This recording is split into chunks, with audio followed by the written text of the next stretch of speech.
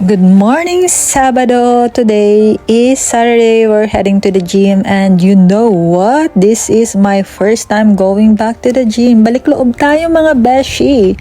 After kong mabuntis kay Lucas 3 years ago, hindi na ako nakapag-gym hanggang ngayon. And now this is it. 10 a.m. in the morning. And yan, kahapon ako nag-enroll sa gym and 169 yung binayaran ko for the membership and everything. It's so expensive. So now I'm dropping off Lucas sa kids club. Kaya maganda dahil kahit walang magbabantay ay nagbayad ako ng kids club.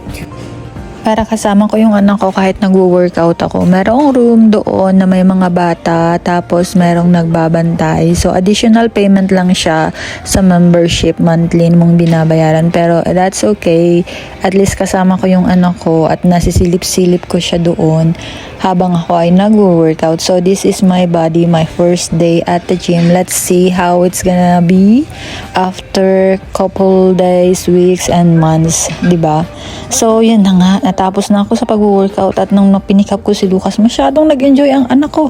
Nakita nyo naman, mas pawis pa siya sa akin. Sobrang basang-basa ng pawis. Nagtumutulo yung buhok niya dyan sa sobrang pawis.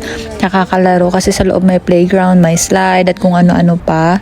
So ayan, kaming dalawa. Nasa labas na kami at alas 12:30 na ng hapon. And we're going to Chipotle kasi walking distance lang siya dito sa LA Fitness. And then yan, this is our lunch. Ngayon ay kumakain kami ng steak. Pinalagyan ko din ng sour cream and cheese sa ibabaw. And Lucas love it too. Kaya sobrang happy na din ng aming lunch. Buti na lang talaga tong anak ko ay walang pili sa pagkain. Basta masarap sa panlasa niya. Kahit gulay kinakain niya talaga. Kahit first time niya lang. So after nyan ay nag-promise ako sa kanyang bibilhan ko siya ng cake pop.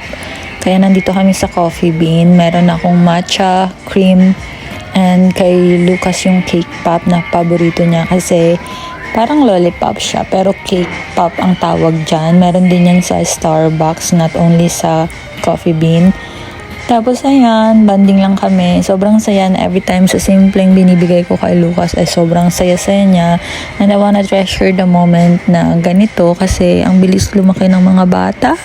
Kaya nga kahit si Lucas, parang inaano ko, karga-karga lang kita ngayon, nagsasalita ka na, ngayon naglalakad ka na, ayan, kung ano-ano nang sinasabi mo, minsan ay nagmarason na, pero kasi ako nakasama ko siya kada workout ko and this is the first day and then let's see kung sasama pa siya sa akin sa mga susunod na araw kasi